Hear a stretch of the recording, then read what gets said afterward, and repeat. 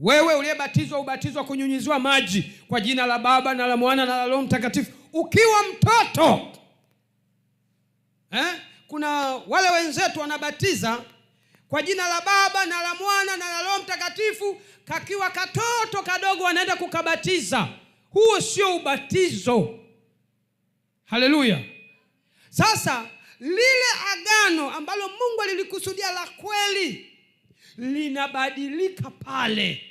Maana yake badala ya kuungwa na Roho Mtakatifu na kuungwa na Yesu Kristo, unaungwa na roho zingine. Kwa hiyo agano la ubatizo likikosewa tu, hubaki salama hata siku moja.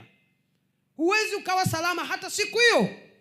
Yaani likikosewa, badala ya kuungwa na Yesu Kristo, maana ya ubatizo ni kuunganishwa na Yesu Kristo kwa njia ya mauti yake, kufa kwa maana ya kuzamishwa kwenye maji, na unapoinuka unafufuliwa pamoja naye.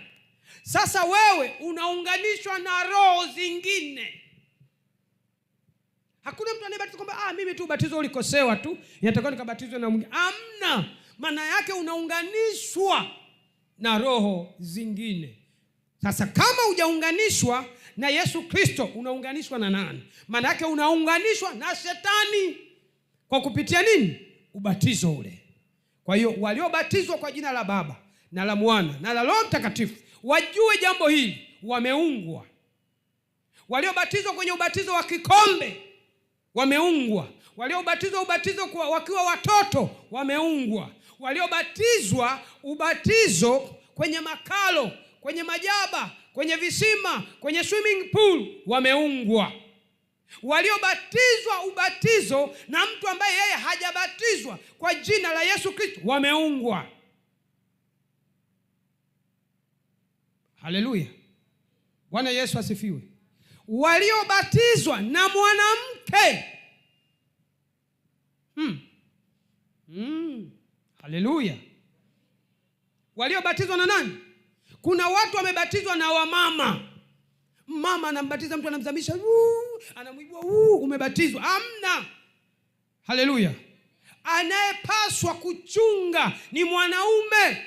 Ndiye anayepaswa kubatiza, sio mwanamke. Mwanamke hajapewa mamlaka ya kubatiza, ni mwanaume. Sasa na wale ambao wamebatizwa na mwanamke, hata kama amekubatiza kwa jina la Baba na la Mwana na la Roho Mtakatifu, au kwa jina la Yesu Kristo, au kwenye mto, au kwenye ziwa, au hapo hujabatizwa, tayari umeungwa na Shetani.